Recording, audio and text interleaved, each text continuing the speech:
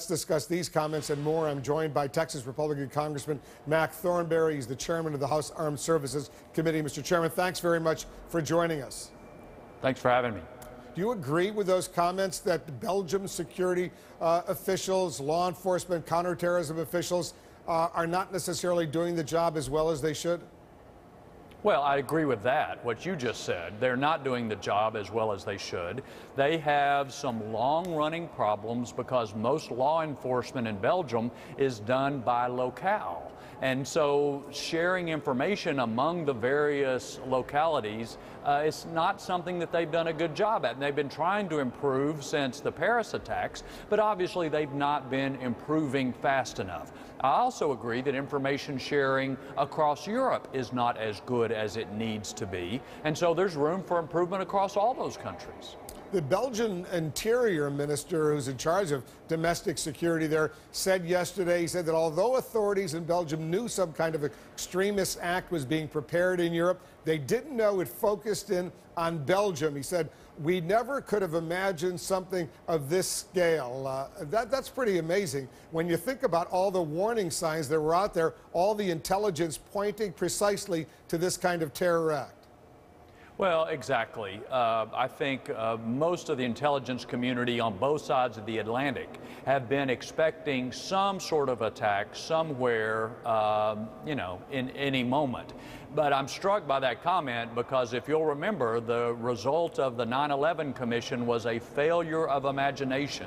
And so the extent to which any of us put blinders on and assume it can't happen here just aids the terrorists and gives them more room to roam and to carry out their attacks. In a statement after the attacks, you said this, and I'll put it up on the screen, Mr. Chairman. The U.S. stands with Belgium, but we all can and should do more to defeat ISIS. That does not mean that the U.S. must solve all the problems of the world, but it does mean that America is a unique force for good. What are 2 or 3 specific things that you think the United States needs to do right now to defeat ISIS? Well, number one is intelligence is key. Remember what we have done in recent years, and that was leak to the terrorists how we gather information, and that has given the terrorists a real leg up. So beefing up intelligence gathering domestically in Europe and in Iraq and Syria and other places of the world is key. Secondly, we have been rather half-hearted in going after ISIS in Iraq and Syria. We have been limited by a number of factors, concern about civilian casualties, concern about various things, and so it's been a kind of a slow escalation of our military efforts, and you don't defeat a cancer of this kind by slowly ratcheting up. You've got to hit it with a sudden shock. So it's more of an attitude, a seriousness with which you take this problem than it is anything else. But shouldn't the U.S. be concerned about civilian casualties, losing innocent people in the course of trying to destroy ISIS? Of course we should be concerned. The question is when we are letting the tail wag the dog. In other words, when military commanders have got to go up the chain of command several steps in order to authorize an airstrike, by which time the people you are trying to strike are long gone. So it's the micromanagement from the White House that has and others that have helped inhibit the effectiveness of our military operations.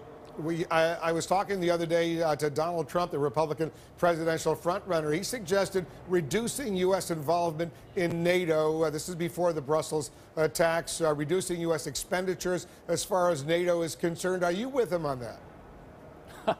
Well, I have not paid a lot of attention to the statements made in the presidential campaign. I will say I think NATO is very important, not only for attacking ISIS, but for deterring Russia and Putin, as well as its involvement in Afghanistan. So, look, ISIS is a worldwide problem. It is an attack on civilization, And civilization had better get its act together in order to be serious about defeating this enemy.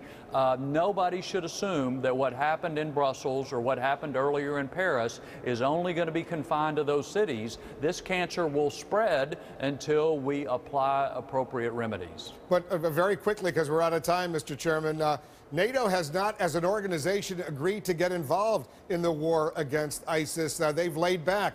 There's a division among the NATO allies. A lot of people are frustrated by that. Are you? Yes, of course. I'm not saying NATO is perfect, and as a matter of fact, NATO had better step up to the challenges that civilization faces, or it will be irrelevant. On the other hand, it is helping to share information among the various countries and do a variety of things today that are useful, but it needs to do more, and that was what my point of my statement. Everybody needs to do more, including us. Mac Thornberry is the chairman of the House Armed Services Committee. Mr. Chairman, thanks as usual for joining us.